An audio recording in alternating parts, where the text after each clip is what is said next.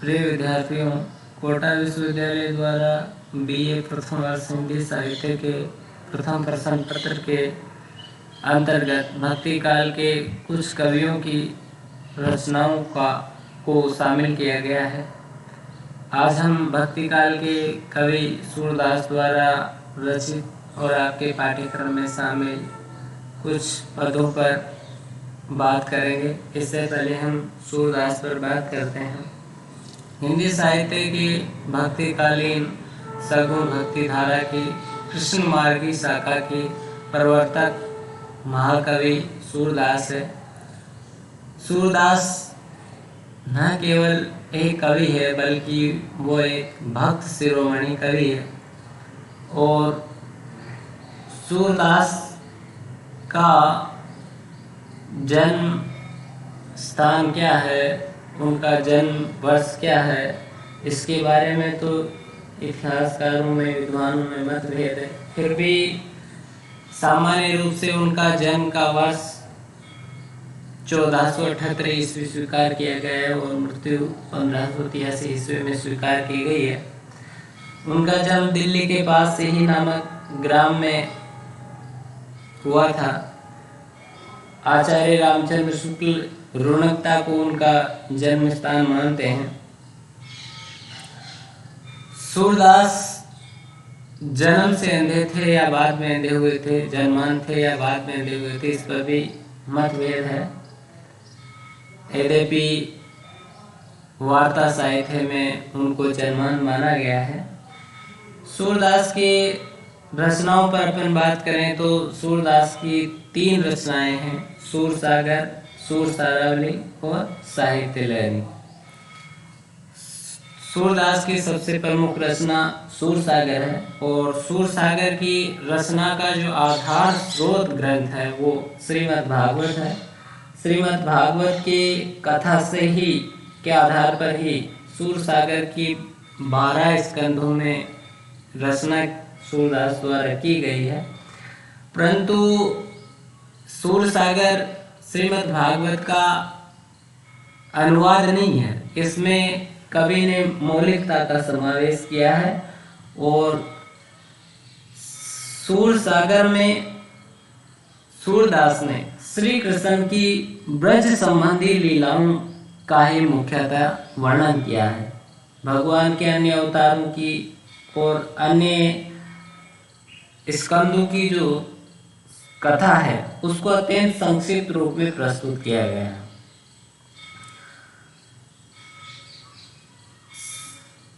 सूरसागर का सबसे महत्वपूर्ण स्कंद 10वें स्कंद माना जाता है, जिसमें भ्रमर गीत की कथा है। इसके अतिरिक्त उनकी दूसरी रचना है सूरसारावली, जिसमें 1107 पद है, और तीसरी रचना है साहित्य लहरी, जिसमें 118 पद है जो दृष्टिकूट पद है। और दृष्टिकूट पदों का आशय होता है कि जिन शब्दों या जिन पदों का अर्थ अभिधा से नहीं आता है, वाच्यार्थ से नहीं निकलता है, बल्कि प्रसंग या रूढ़ अर्थों से उनका अर्थ निकाला जाता है, जिसको अपन पहेली भी कह सकते हैं। इन दृष्टिकूट पदों के माध्यम से सूरदास जी ने रस, अलंकार और नायिका भेद का चित्रण किया है। तो आज हम जिन पदों का अध्ययन करेंगे उनमें उनके 2 पद है जो विनय और भक्ति के पद है। सूरदास की भक्ति भावना के 2 रूप देखने को मिलते हैं मुख्य रूप से। एक तो दैन्य भाव की भक्ति और एक है सत्य भाव की भक्ति। सूरदास जी पुष्टि मार्ग में वल्लभ संप्रदाय में दीक्षित थे और वल्लभाचार्य जी ने उनको पुष्टि संप्रदाय में दीक्षित किया था, जो इनके गुरु थे। और वल्लभाचार्य जी ने सूरदास जी को श्रीनाथ मंदिर में भजन कीर्तन और वहाँ सेवा का कार्य सौंपा था। सूरदास जी वल्लभाचार्य जी के संपर्क में आने से पहले देने और विनय के पद रचते थे। ऐसा कहा जाता है कि एक बार वो गो घाट पर, जो आगरा और दिल्ली मार्ग पर है, वहाँ आगरा मथुरा मार्ग पर है, वहाँ पर यमुना के किनारे गो घाट पर देने और विनय के पद गा रहे थे, जिसमें पद है कि प्रभु हों सब पतितन कोटि को, और पतित सब दिवस चारि के, मैं हूँ जन्नत ही को। यहाँ पर सूरदास ये कहते हैं प्रभु से कि मैं सभी पतितों का, सभी पापियों में सबसे बड़ा पापी हूँ, और पापी तो 4 दिन के हैं, तार छोटे हैं, मैं बहुत बड़ा हूँ। जब सूरदास को इस तरह से देने और विनय के पद गाते हुए देखते हैं तो वल्लभाचार्य जी जो है उन्हें देने और विनय के पदों को छोड़ करके लीला गान, भगवान की लीलाओं का गान करने के लिए कहते हैं।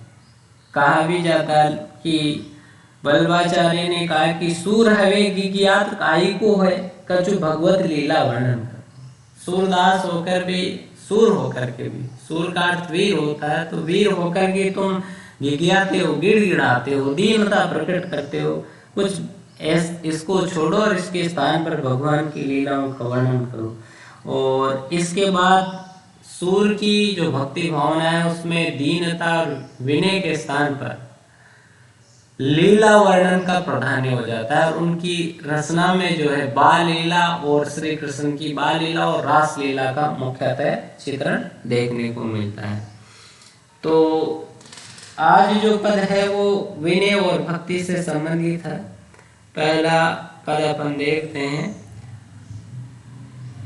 अविगत गति कछु कहत न आवे, ज्यों गूंगे मीठे फल को रस अंतर्गत ही भावे, परम स्वाद सबही सुनिरंतर अमित तोष उपजावे, मन वाणी को अगम अगोचर सो जाने जो पावे, रूप रेख गुण जाति जुक्ति बिनु निरालंब कित धावे, सब विधि अगम विचार ही ताके, सूर्य सगुण पद गावे। इसमें सूरदास ने भक्ति के जो 2 रूप है, निर्गुण और सगुण, उसमें से सगुण भक्ति का समर्थन किया। और सूरदास ने सगुण भक्ति क्यों अपनाई है, इसका कारण वो इसमें स्पष्ट करते हैं कि निर्गुण भक्ति जो है वो कठिन है, जटिल है, और निर्गुण में निराकार की आराधना की जाती है, जिसका कोई रूप आकार नहीं होता है। तो आराध्य का आलंबन लेकर के सूरदास जो है वो सगुण भक्ति के पद गाते हैं, ऐसी बात कही गई है। अविगत गति कछु कहते न आवे। अविगत, विगत यानी ज्ञात, अविगत यानी अज्ञात। गति स्थिति दशा, कछु कहते न आवे कि जो अज्ञात है ब्रह्म, निर्गुण ब्रह्म जो अज्ञात है, अज्ञेय है, अगम्य है, अगोचर है, उसके बारे में कुछ कहा नहीं जा सकता।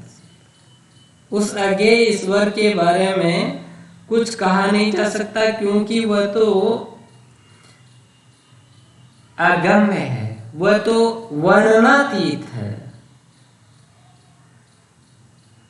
निराकार अगम्य अज्ञात ब्रह्म की स्थिति कैसे कि जो गूंगे मीठे फल को रस अंतर्गत ही भावे। जिस प्रकार यहाँ पर उदाहरण दे रहे हैं सूरदास जी की, जिस तरह से एक गूंगा व्यक्ति मीठे फल का आस्वादन करता है, लेकिन उसका आस्वादन वो भीतर ही करता है, अंतरतम ही करता है। उस आस्वाद को वो बाहर वर्णित नहीं कर सकता, उसके विषय में वो कुछ कह नहीं सकता। उसी तरह निर्गुण निराकार को जो ध्याता है और जो उसका अनुभव करता है, वही उसे जान सकता है। लेकिन जानकर भी वो उसे वर्णन नहीं कर सकता कि वो निराकार है कैसा, वो निर्गुण ब्रह्म है कैसा। परम स्वाद सब ही सुनिरंतर अमित दोष उपजा। जिस प्रकार से स्वादिष्ट, परम स्वादिष्ट, अत्यधिक स्वादिष्ट पदार्थ जो है सभी को अच्छे लगते हैं, और अमित यानी अत्यधिक, दोष यानी आनंद, अत्यधिक आनंद प्रदान करते हैं, उसी तरह निर्गुण ब्रह्म जो है वो सब तरह से जो है सुखकारी है, आनंदकारी है, परंतु मन वाणी को अगम गोचर।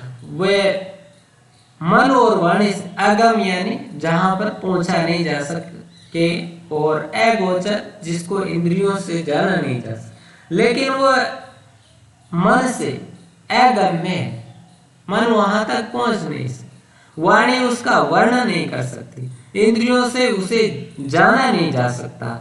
सो जाने जो पावे, और उसको तो वही जान सकता है जो उसे प्राप्त कर सकता है, जो उसे पा लेता है। और पिछले वीडियो जो कबीर पर थे उनमें हमने इस बात पर चर्चा की है कि निर्गुण ब्रह्म को का वर्णन वही कर सकता है जो उसे अनुभूत कर सकता है, क्योंकि वो वर्णनातीत है, वो अनुभव गम्य है, उसको अनुभव से ही जाना जा सकता है। वह अनुभव गम्य है, उसको वह अगम्य है, गोचर है। इसका कारण है कि रूप रेख गुण जाति जुक्ति बिनु, उसका कोई रूप नहीं, उसका कोई आकार प्रकार नहीं उसका गुण है। तीन जो गुण माने गए हैं, सत्य रज तमस, इनसे भी वो परे है, उसकी कोई जाति नहीं है। और जुगति बिनु, जुगति यानी युक्ति, ये तद्भव रूप है, और उसको प्राप्त करने की कोई युक्ति भी नहीं है। इस कारण निरालंब की तथा जो भक्त है वो बिना किसी आश्रय के भटकता रहता है, चक्र काटता रहता है, मन जो है भ्रमित रहता है, और इस कारण उस निराकार को जानना, उसको पाना कठिन है। सब विधि अगम विचारें, और सूरदास कहते हैं कि इस तरह से प्रत्येक प्रकार से उसको अगम्य समझ करके मैं जो हूँ सूर्य सगुण पद, भगवान श्री कृष्ण के सगुण अवतार के लीला पदों का वर्णन करता हूँ। तो इसमें सूर्य में सगुण भक्ति का समर्थन किया है, और सगुण भक्ति का समर्थन उन्होंने इसलिए कहा है कि इसलिए किया है कि निर्गुण जो है वो कठिन, निर्गुण की आराधना कठिन है, क्योंकि वो अगम्य है, अगोचर है, वो वर्णनातीत है। इसके शिल्प पक्ष की अगर अपन बात करें तो ब्रज भाषा का इसमें लालित्यपूर्ण प्रयोग है। सूरदास ने ही ब्रज भाषा को साहित्यिक भाषा के पद पर आरूढ़ किया था। इससे पूर्व ब्रज भाषा जो है एक बोली के रूप में एक सीमित क्षेत्र में बोली जाती थी, लेकिन सूरदास द्वारा ब्रज भाषा को लालित्य, माधुर्य प्रदान किए जाने के फलस्वरूप, साहित्य में प्रयोग किए जाने के फलस्वरूप, प्रतिष्ठित रूप प्रदान किए जाने के फलस्वरूप, भक्ति काल में कृष्ण भक्ति धारा की प्रमुख भाषा, रचना भाषा ब्रज रही। इसके साथ साथ वो संपूर्ण भक्ति काल में और जो रीति काल है वहां तक हिंदी साहित्य की भाषा ब्रज बनी रही। 19वीं शताब्दी तक आधुनिक काल से पूर्व काव्य की जो भाषा है वो ब्रज बनी रहती है। तो सूरदास से पूर्व ब्रज भाषा का मिश्रित प्रयोग जो है वो पृथ्वीराज रासों में देखने को मिलता है, लेकिन सूरदास के बाद जो है वो ब्रज भाषा के प्रयोग की परंपरा चल जाती है, क्योंकि इससे पहले ब्रज भाषा का साहित्यिक परिनिष्ठित प्रांजल रूप जो है वो प्रयुक्त नहीं हुआ। इसके अतिरिक्त इस पद में संगीतात्मकता है, गीतात्मकता है। सूरदास के जो पद है वो विभिन्न राग रागनियों में संकलित है, विभिन्न राग रागनियों में रचित है। और इसका कारण है कि सूरदास एक बहुत बड़े संगीतज्ञ थे। उन्हें संगीत का अच्छा ज्ञान था, उनका कंठ स्वर बड़ा मधुर था, इतना मधुर था कि उसको सुनते समय श्रोता मंत्रमुग्ध हो जाते थे। और उनके संगीत के बारे में ये कहा जाता है कि तानसेन भी उनसे प्रभावित थे। तो संगीतात्मकता, गीतात्मकता का जिसमें समावेश है, अनुप्रास अलंकार है। काव्यलिंग भी अपन इसमें मान सकते हैं क्योंकि इसमें सगुण भक्ति का कारण उन्होंने स्पष्ट किया है। दूसरा जो पद है वो भक्त वत्सलता से संबंधित है। और भक्त वत्सलता भगवान का एक गुण है। देने भाव की भक्ति में भक्त जो है अपनी दीनता, अपनी आत्मग्लानि तो प्रकट करता ही है, इसके साथ साथ वो भगवान की भक्त वत्सलता का विवरण करता है और भगवान की भक्त वत्सलता का उदाहरण दे करके वो अपने उद्धार के लिए कामना करता है।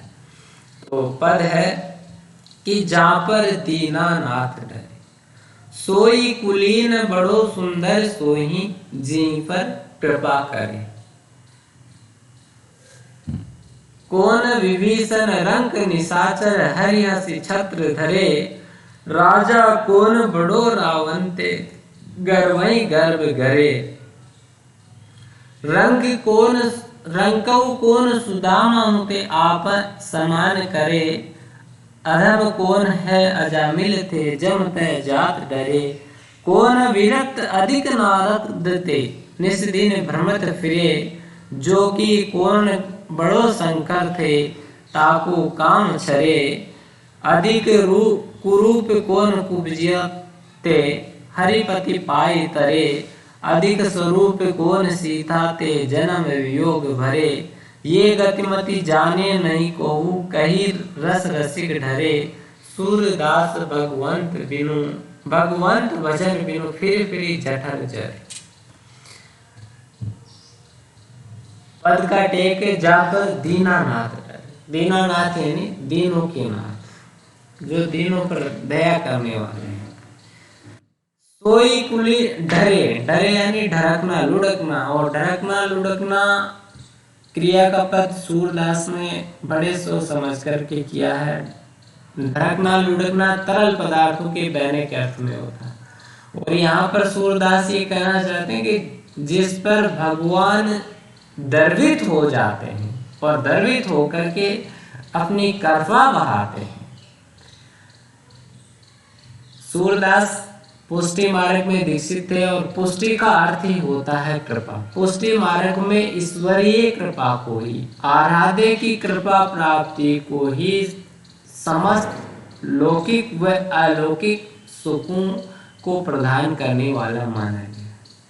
और इसलिए उस पुष्टि मार्ग की इस दर्शन से प्रभावित होकर के सूरदास लिखते हैं कि जहाँ पर दीनानाथ है, कि भगवान जिस पर कृपा करते हैं, दीनों के नाथ, उनके लिए उपाधि है कि वो दीनों को, अनाथों को सनाथ करने वाले, उनकी सहायता करने वाले, जिन पर भगवान की दया करते हैं, गर्वित होते हैं। सोई कुलीन, वही सम्भ्रांत कुल का है, वही ऊंचे कुल का है, उससे बड़ा ऊंचा कुल वाला कोई नहीं हो सकता। बड़ा सुंदर, और वही सबसे बड़ा सुंदर है। जी पर कृपा करे, जिस पर भगवान की कृपा हो जाती है, उससे बड़ा उच्च कुलीन और उससे बड़ा सुंदर सौभाग्यशाली कोई नहीं हो सकता। जिस पर भी कृपा हो जाती है उसकी, वो रंग को भी राजा बना देते हैं। लिखा है, उदाहरण देते हुए दृष्टांत दे रहे हैं कि कौन विभीषण रंग निशाचर, हरि हसी छत्र। रंग यानी गरीब, निशाचर कि विभीषण से बड़ा दरिद्र और नीच जाति, राक्षस जैसी नीच जाति में अनाथ गरीब राक्षस कौन था। लेकिन भगवान श्री कृष्ण ने भगवान श्री राम ने उसे अपनी कृपा करते हुए लंका का जो राज्य है वो उसे प्रदान किया। लंका का जो छत्र है, राज छत्र, राज मुकुट है, वो उसके सिर पर धारण की। तो भगवान रंग को भी राजा बना सकते हैं। यहाँ पर सूर्य जो है, राम और कृष्ण में कोई भेद नहीं करते हैं। विभीषण की कहानी राम से जुड़ी हुई है और राम ने उन्हें लंका का राज्य दिया था। राजा कौन बड़ो रावण थे, गर्वई गर्व करे।